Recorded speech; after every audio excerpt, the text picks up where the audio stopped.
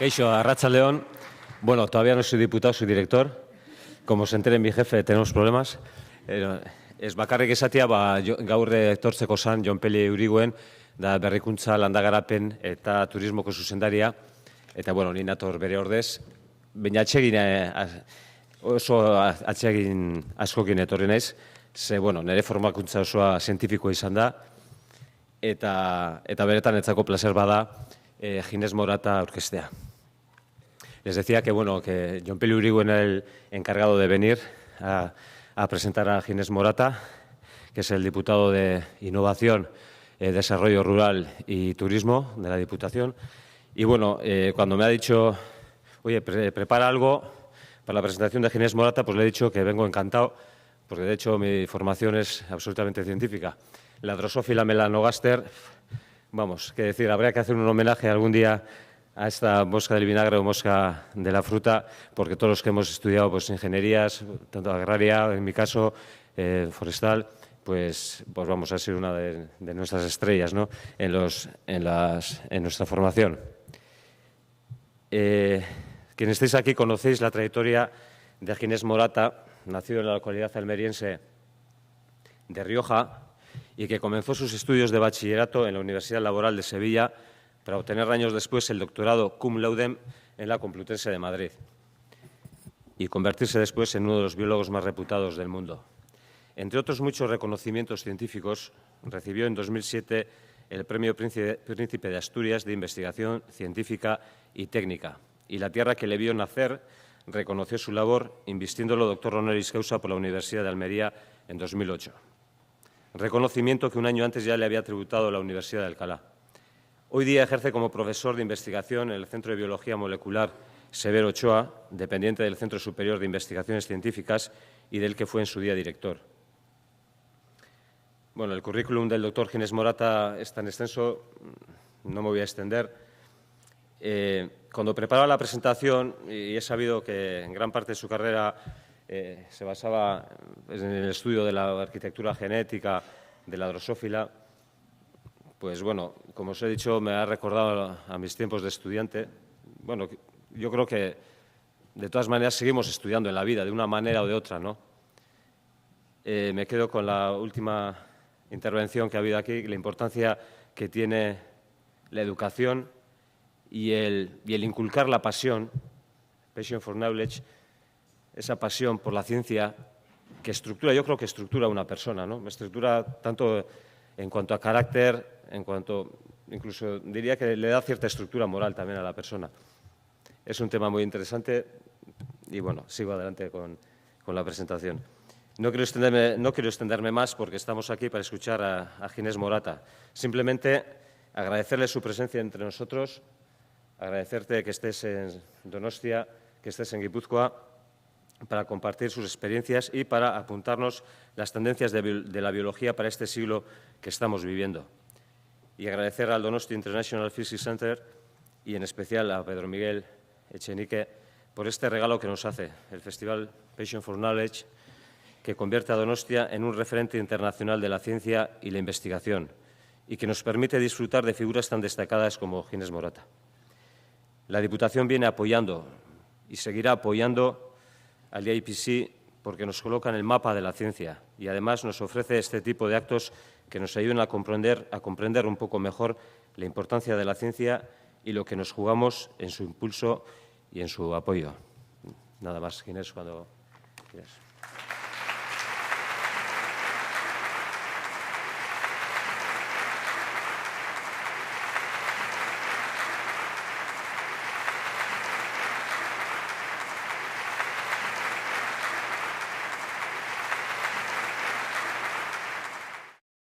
Bueno, en primer lugar quería agradecer al DIPC y todos los organizadores de este tremendo evento de Passion for Knowledge que me inviten en la presencia de gente tan relevante como la que me ha precedido. Para mí realmente es un honor y un placer estar aquí en San Sebastián. Siempre que puedo vengo. Naturalmente, si Pedro Echenique me dice que venga, yo evidentemente vengo. Realmente yo no estoy acostumbrado a un sitio como este para dar una charla. Los científicos son mucho más modestos. Si tengo una audiencia de 100 personas, yo estoy contentísimo y nunca he tenido tanta gente escuchándome a mí, sobre todo en un lugar como este. Realmente es impresionante. Muchas gracias por estar presentes aquí. Y yo voy a hablar en general de la biología, lo que se espera que sea la biología del siglo XXI. Y pongo esta imagen, este animal que hay aquí no existe. Esto es el resultado del delirio etílico de este señor Alfred Keller, que imaginó una cosa como así. Bueno, pues lo que la biología del siglo XXI seguramente va a hacer es que si quisiéramos hacer este animal otro incluso mucho más raro, seguramente será posible hacerlo, no de forma inmediata, pero sí en un futuro próximo. Lo que yo quiero comunicar aquí es la idea de que el potencial tecnológico y el potencial de la biología, de las nuevas tecnologías, es tan grande que es incluso capaz de cambiar el destino biológico de la humanidad y la propia estructura de la sociedad. Quiero en primer lugar decir algo que seguramente se ha dicho aquí ya, pero conviene decirlo, y es que el desarrollo de la ciencia moderna, de la biología, de la física, de la matemática, es seguramente la aventura colectiva más hermosa de la humanidad. Ha sido lo más creativo y lo más profundo, lo más bello que ha construido la especie humana. Esta imagen me la pasó, creo que fue Pedro que me la pasó hace mucho tiempo. Para mí no significa mucho, pero si leen este texto, resulta que es una imagen de cómo era el universo hace 12.000, 13.000 millones de años, cuando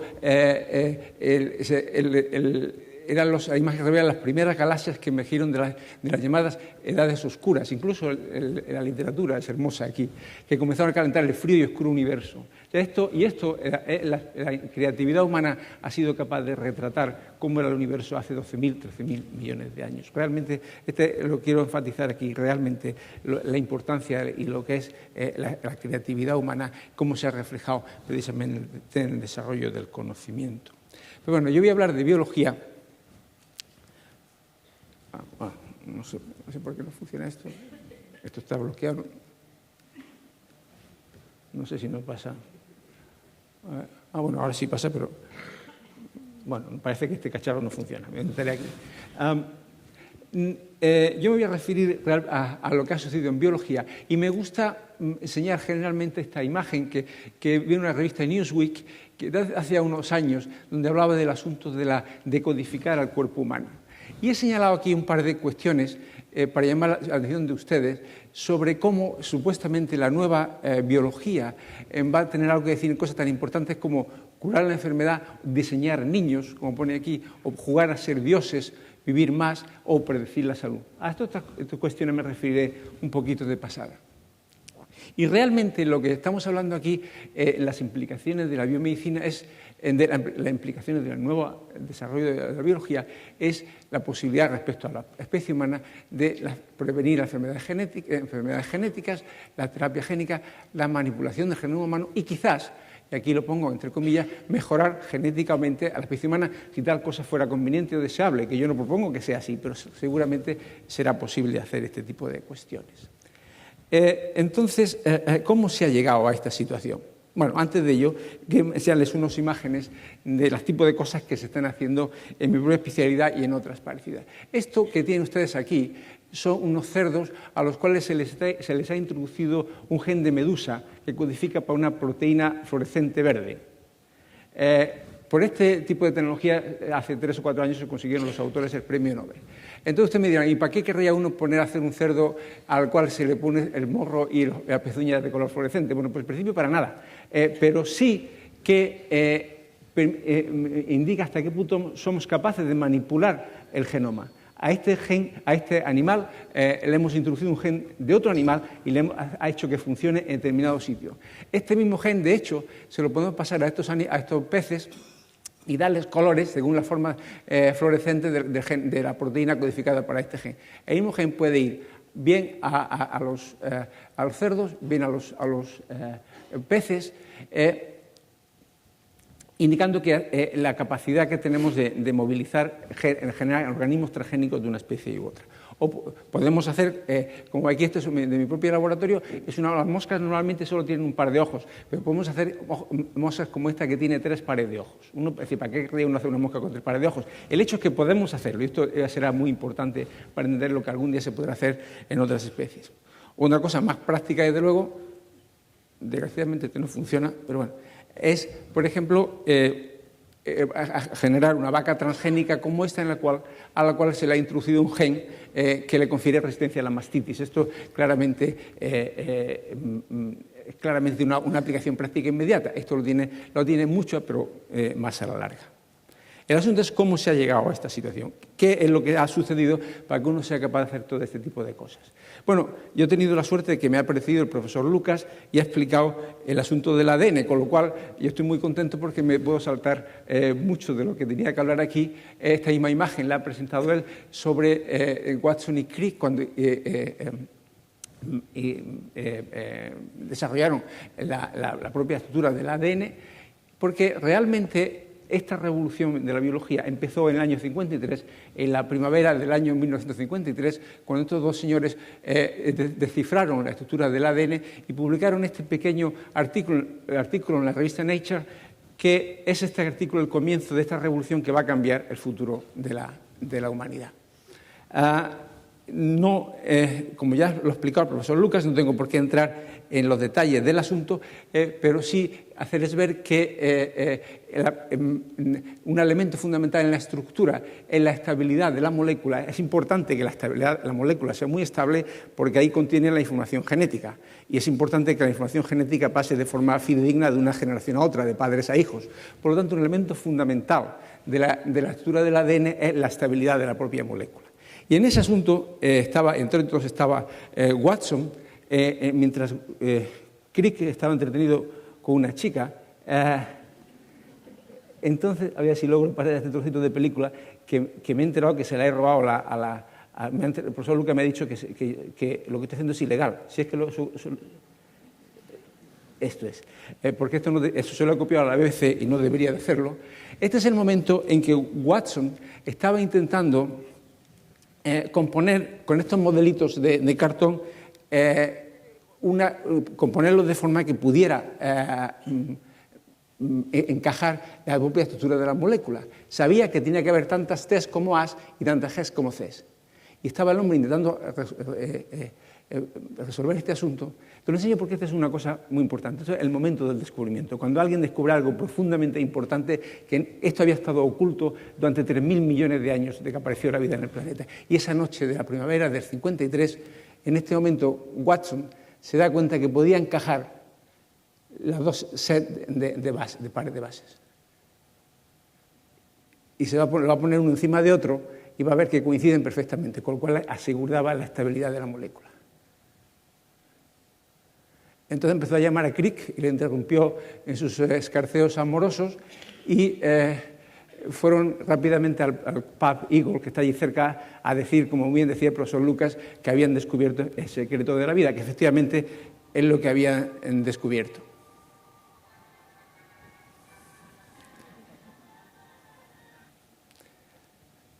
Bueno, ¿qué es lo que, desde el punto de vista para los biólogos, qué significaba esto? Significa que esta molécula es el depositario de la información genética. Ahora bien, seguramente ustedes saben que los procesos biológicos están catalizados por proteínas, no por ADN. Lo que realmente nos hace vivir son las proteínas. Las proteínas son combinaciones de 20 aminoácidos aleatorios, de 20 aminoácidos, de las que hay un número esencialmente 3.000 proteínas básicas y un número mayor de proteínas, digamos, más incidentales. Bueno, y todas derivan de la secuencia, es una combinatoria de proteínas de 20 aminoácidos, ¿de acuerdo? Pero esto no lo heredamos de nuestros padres, lo que heredamos de nuestros padres es el ADN, que es una secuencia combinatoria de 4 bases. De alguna forma había que pasar del ADN, que es lo que heredamos, a las proteínas, que son lo que necesitamos para vivir. Y ambas cosas están codificadas. Por lo tanto, este código debía de transformarse en este otro código.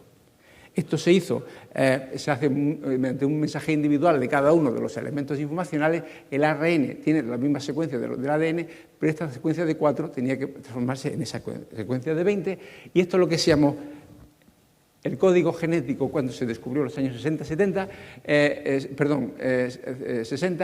cuando cada uno de estos tripletas, de secuencias de ADN, se transformaban en específicos aminoácidos, con lo cual esta secuencia de ADN o ARN se transformaba en la secuencia correspondiente de aminoácidos.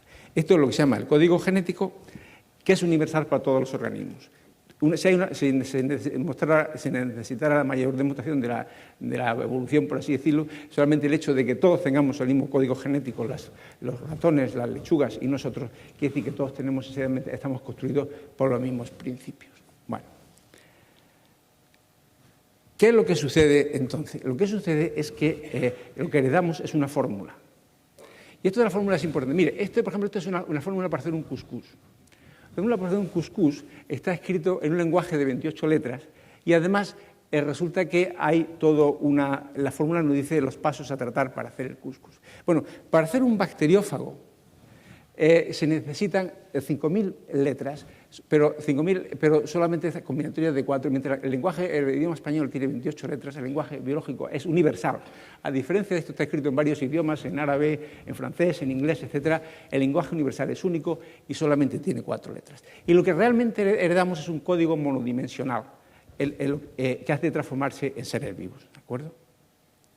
Entonces, todos los organismos estamos cifrados en este lenguaje. Este es el fago FIEC 174, el primer genoma que se hizo. Corana recibió el premio Nobel por esta secuencia. Esta es la fórmula entera para hacer otra cosa es que sepamos descifrarla. Pero para hacer un gusano, como el Ctenocladitis elegans, que es un gusano muy común hoy día en investigación, se necesitan 90 millones de letras. Para hacer una mosca drosófila como la que yo trabajo se necesitan unos 120 millones de letras, y para hacer un ser humano pues se necesita, por ejemplo, en el caso del profesor Echenique, pues se necesitaría con 3.300 millones de pares de base, pues se hace Echenique, ¿de acuerdo? Pero esencialmente todos estamos construidos exactamente con el mismo principio. Entonces, este descubrimiento, la identificación del ADN como el fenómeno fundamental de la vida, fue lo que hizo que los biólogos en los años 70, 80, 90, etcétera, y todavía se concentraron en el estudio del ADN porque es la molécula fundamental de la vida. Y hay una cuestión enorme de serie de descubrimientos que salieron de aquí, pero solo me voy a referir a un par de situaciones, que el asunto de la manipulación del ADN. La manipulación del ADN, que es una molécula, quiere decir que si se manipula el ADN, quiere decir que se puede manipular la información genética.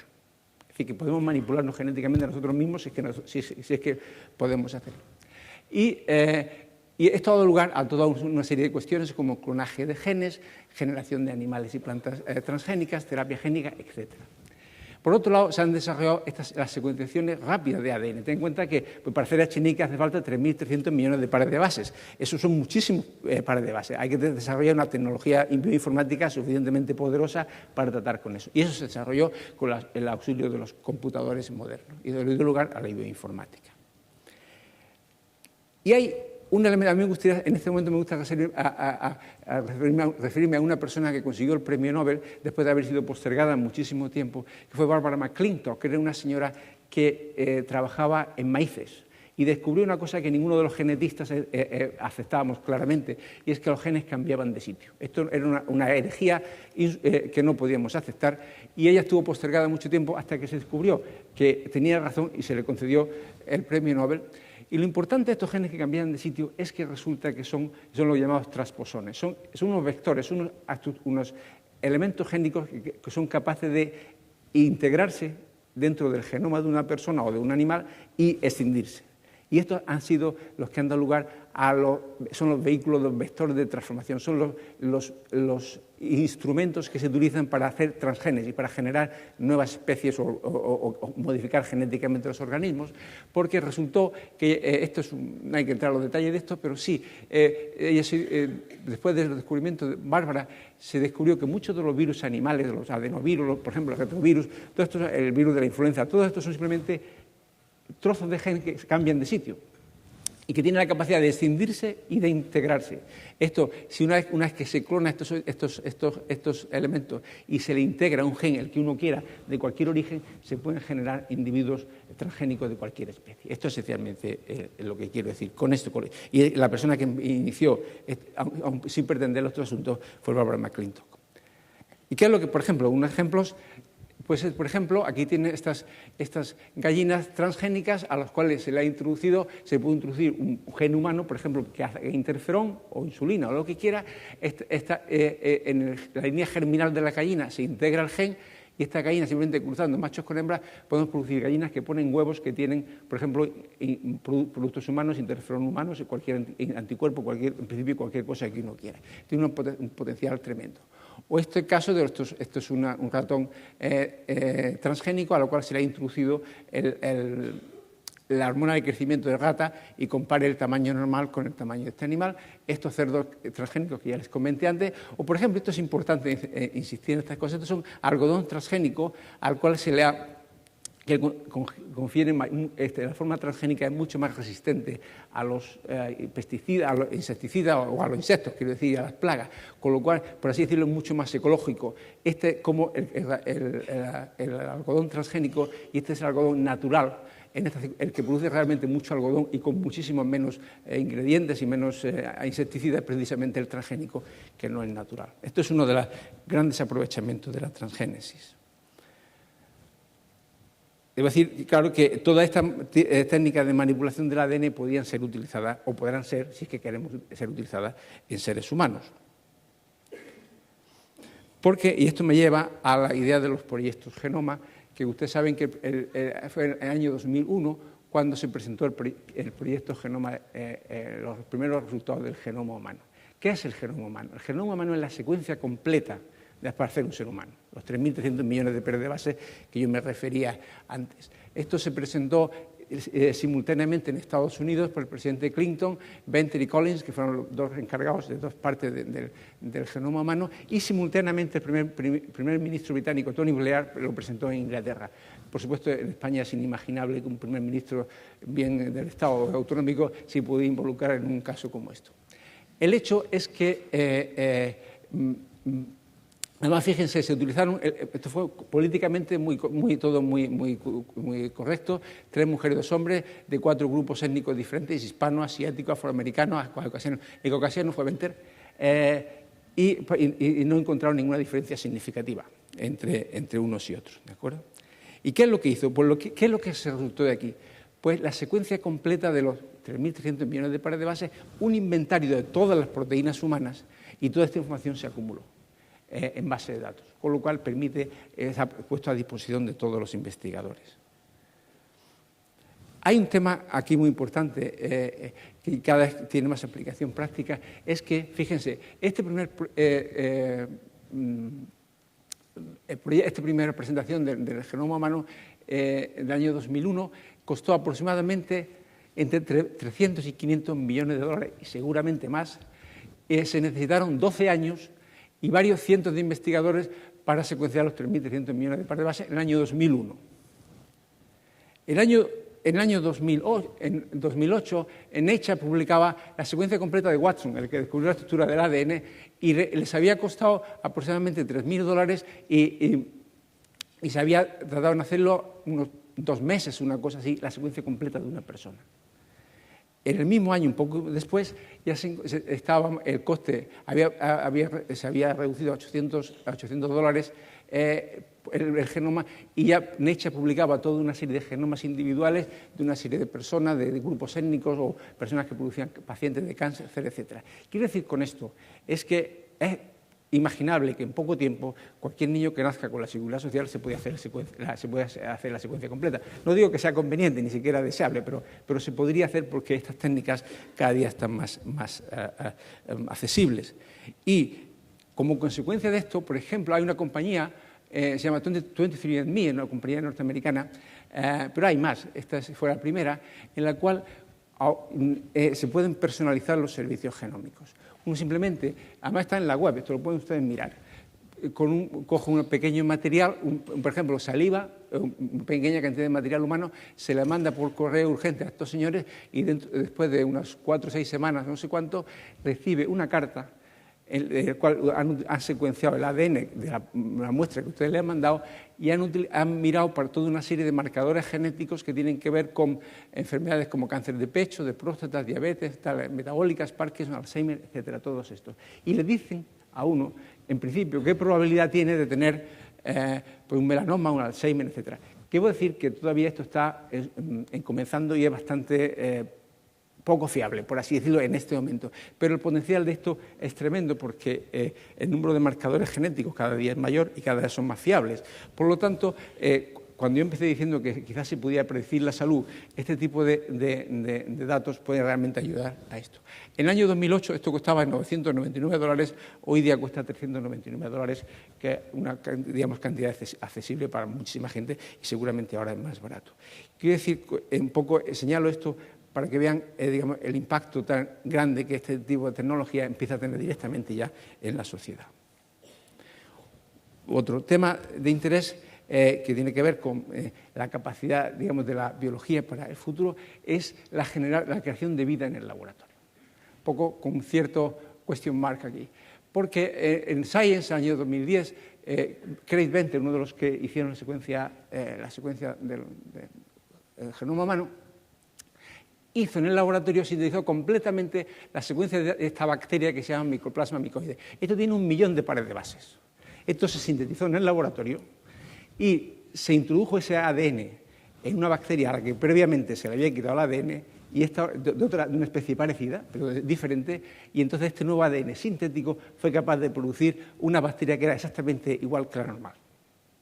Que esto no nos sorprendió a ninguno de los científicos de que eso sucediera, pero sí quería decir que realmente estamos alcanzando unos niveles en los cuales la capacidad tecnológica está que podemos generar esta especie de forma, digamos, casi artificial, porque hay un poco de truco aquí. En este sistema se utilizó la maquinaria genética en la bacteria, la maquinaria metabólica de la bacteria a la cual se le había desposeído el ADN, o sea, no exactamente una síntesis de nuevo, pero bueno. Pero lo que esto ofrece es la posibilidad de que lo que se llama hoy día la biología sintética, este tipo de tecnologías que cada vez son más accesibles, se pueden utilizar para generar especies totalmente nuevas. Y a estas bacterias o a cualquier otra especie de tipo se le puede introducir genes de otros que sea conveniente utilizarlos y generar, utilizando las técnicas de ingeniería genética de forma masiva, generar de hecho nuevas especies. Ahora me voy a referir a un tema que es importante también, que es el tema de la universalidad de los procesos biológicos. Antes me refería al gusano nemátodo, que tiene 90 millones de pares de bases, la mosca del vinagre, 140 millones de bases, y el chenique, que tiene 3.300 millones de pares de bases. ¿De acuerdo? Bueno, pues cuando se comparan las secuencias significativas, porque la mayor parte del ADN es junk, no sirve realmente para mucho, resulta que nosotros tenemos, los humanos tenemos 50% de identidad con los gusanos y 60% de identidad con las moscas. Esto es un recordatorio de nuestros orígenes biológicos, que conviene que lo recordemos, pero tiene una utilidad grande también, y es que permite utilizar organismos como las moscas o los gusanos para estudiar fenómenos propios de la especie humana. Aquí hay una serie de ellos, y me referiré un poco de pasada, pero el diseño genético del cuerpo animal, el comportamiento reproductivo es interesante también, pero no tengo tiempo para hablar de ello, y enfermedades neurodegenerativas, cáncer, envejecimiento, etc. Voy a señalar solamente un par de casos. Es el tema de cómo se construye el cuerpo de un animal. Los animales estamos construidos en las 3 dimensiones del espacio. Esto es una mariposa. La mariposa tiene una parte anterior, tiene una parte posterior, una parte dorsal y una parte ventral. Y el ojo está en la parte anterior. Las células del ojo, antes de hacer ojo, tienen que saber que están en la cabeza y no en el ala. Por lo tanto, y las células, el ala, saben que tiene que estar en la parte dorsal y no en la parte ventral. Por lo tanto, antes de hacer el ala, el ojo, la cabeza o las patas, tienen que componerse en las 3 dimensiones del espacio todos los elementos. Esto es un fenómeno que había sido intratable en biología. ¿Cómo se construye, cómo se traduce la lectura monodimensional del ADN, que es un texto en una dimensión, en un organismo en 3 dimensiones del espacio? Y quien dice la mariposa, evidentemente dice una persona, exactamente por la misma razón. En esto, quien realmente ha contribuido ha sido precisamente la mosca de vinagre, que yo llevo trabajando muchos años, porque ha sido donde se han encontrado las claves de este fenómeno tan importante. Esto se inició en el año 1905, esta imagen de los pioneros de la mosca, que realmente no me resisto a mencionarlo porque no me resisto quiero enseñarla porque es este individuo Miller, que fue premio Nobel, que descubrió precisamente la mutagénesis por rayos X. Resulta que era un tremendo mujeriego y se parece extraordinariamente a Berlusconi, con lo cual quizás hay algo realmente profundo en la genética de este asunto. La mosca esta tiene muchísimas ventajas que no voy a entrar, pero sí es pequeña, es perfectamente inocua, es fácil, es barata, tiene todas las ventajas inimaginables para trabajar. Y el organismo, su secuencia se conoce hace mucho tiempo, etc. Entonces, ¿cómo se construye una mosca? Bueno, ustedes habrán ido a esta tienda que se llama IKEA, que yo odio. IKEA es un sitio donde a uno le dan... Primero le hacen dar vueltas por toda la casa, por todo eso, es terrible.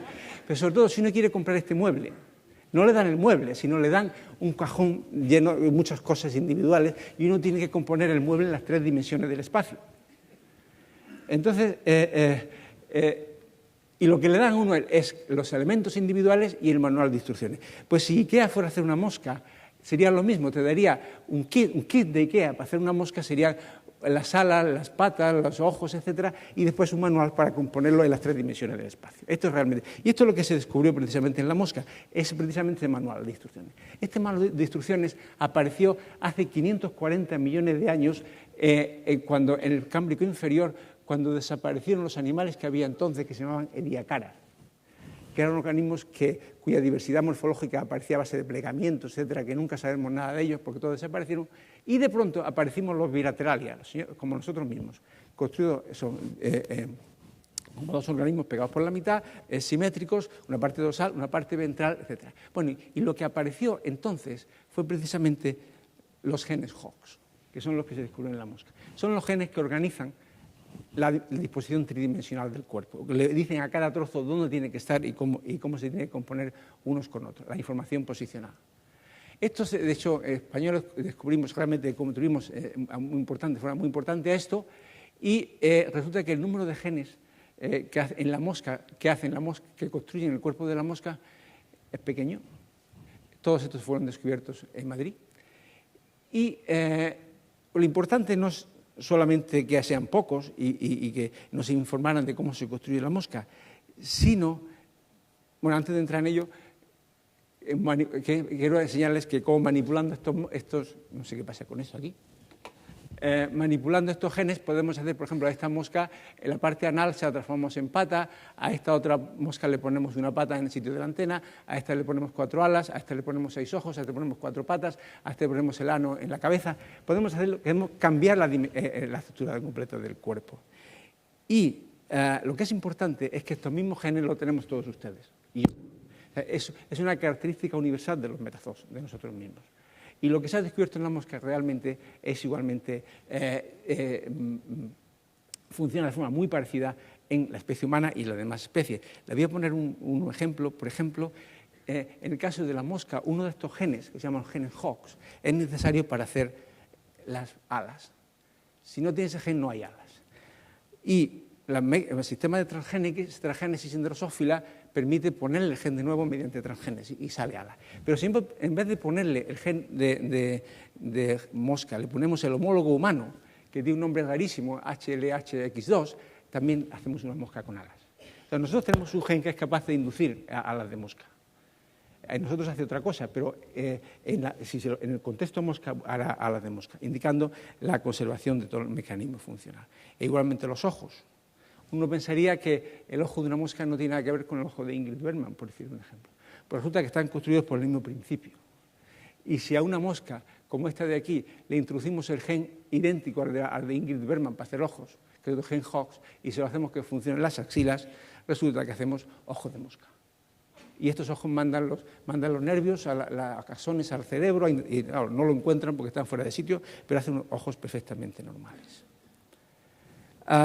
O sea, que quiere decir con ello que estamos aprendiendo cosas realmente importantes sobre nosotros mismos estudiando las moscas, incluso también sobre la propia enfermedad humana.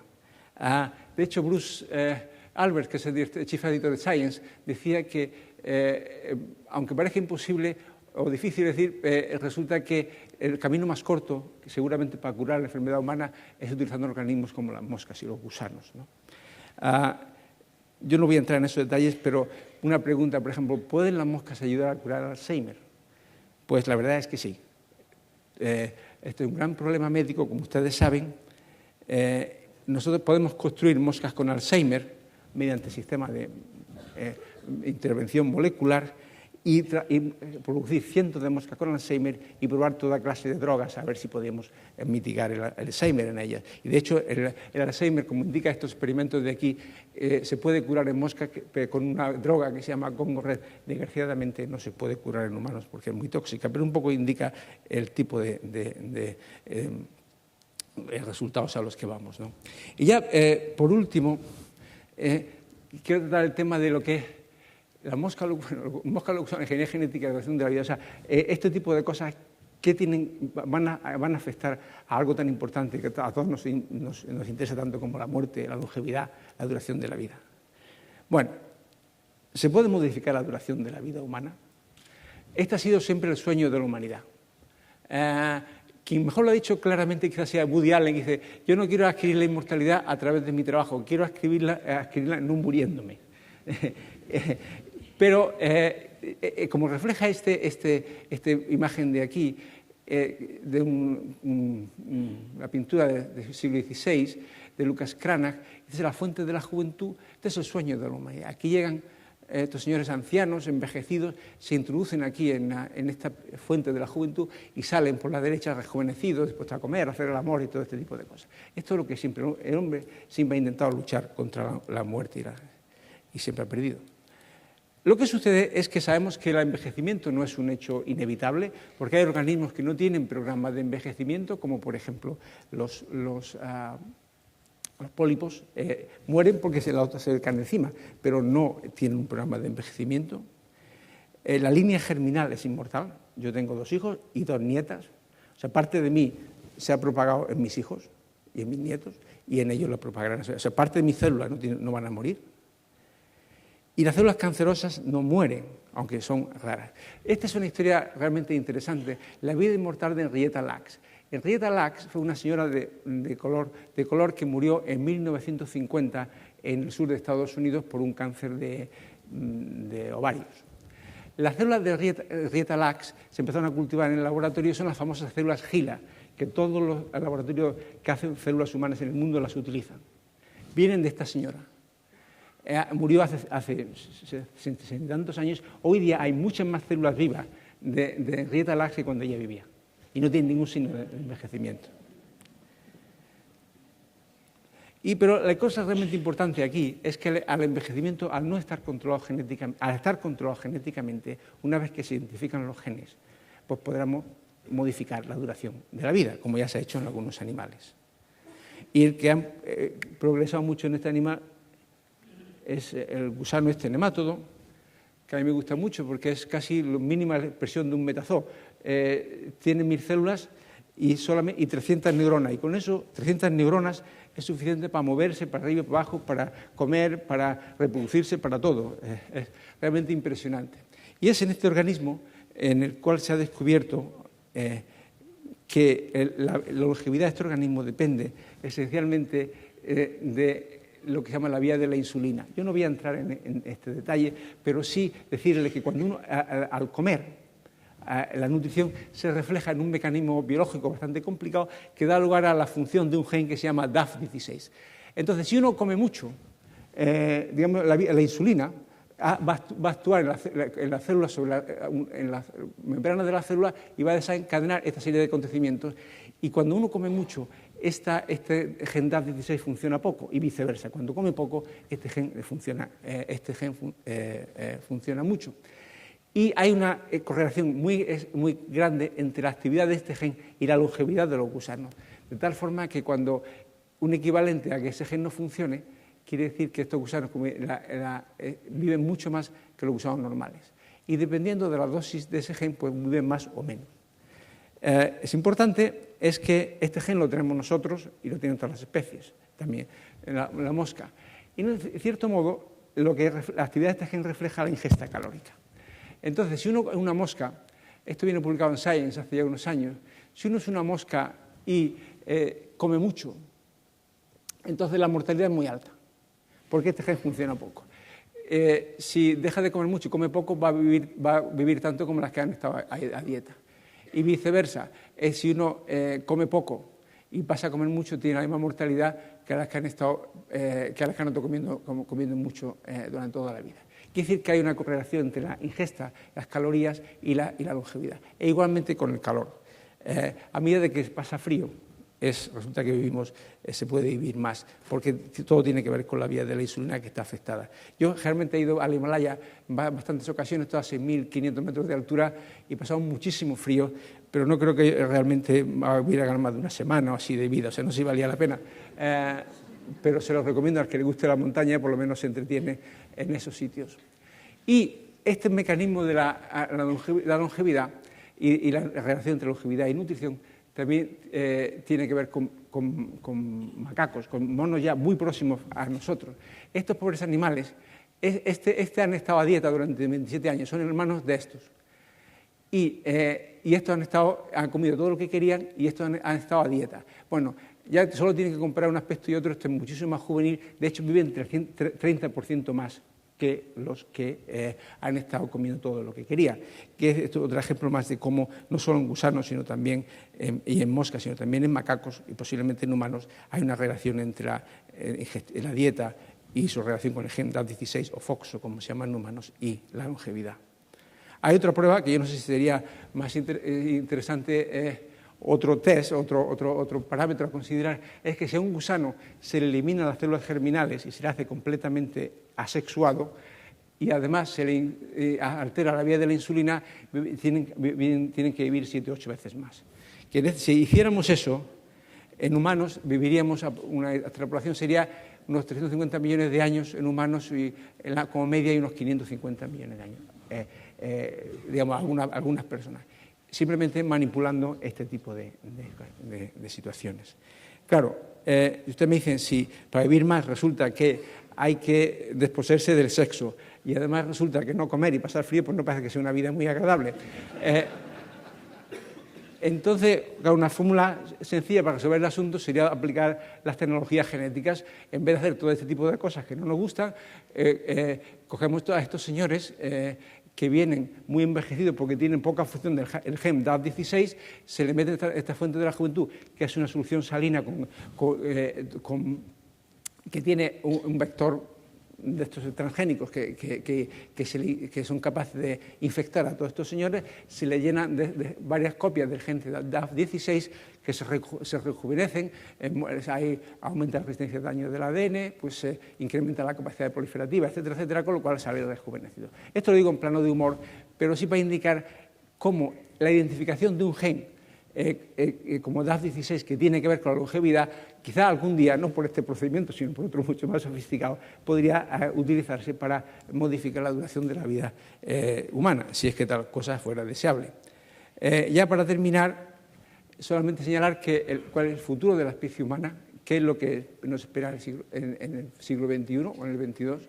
Pues solamente una pequeña lista de situaciones aquí, es que la vida en el planeta apareció hace unos 2.000 millones de años, los animales como nosotros 540 millones de años, la especie humana 100.000 años, la cultura 10.000, el desarrollo tecnológico 200, la tecnología del ADN 30 años. En 30 años resulta que sabemos hacer cerdos transgénicos con genes de medusa, podemos hacer moscas con seis ojos, hacer bacterias artificiales o gusanos que viven 7 o 8 veces más de lo normal. La capacidad de manipulación va a ser tan grande que el futuro biológico de la especie humana va a estar determinado por la biotecnología que quiera el hombre introducirse a sí mismo. Y ya solamente decir que ¿cómo seremos dentro de 1000 años? Pues realmente yo creo que si uno considera todo ese tipo de cosas, es simplemente impredecible. Seguramente dentro de 1000 años, si uno pusiéramos a dormir y nos despertáramos dentro de 1000 años, encontraríamos a unos descendientes que a lo mejor ni siquiera se parecían físicamente a nosotros, sino una cosa completamente diferente. Los historiadores de la ciencia seguramente dirán que el siglo XXI y XXII se fue el siglo donde cambió el paradigma de la especie humana, pasó de lo que había creado la evolución hasta algo completamente nuevo, creado por el propio hombre, que no sabemos si será bueno o será malo, pero así será. Muchas gracias por su atención.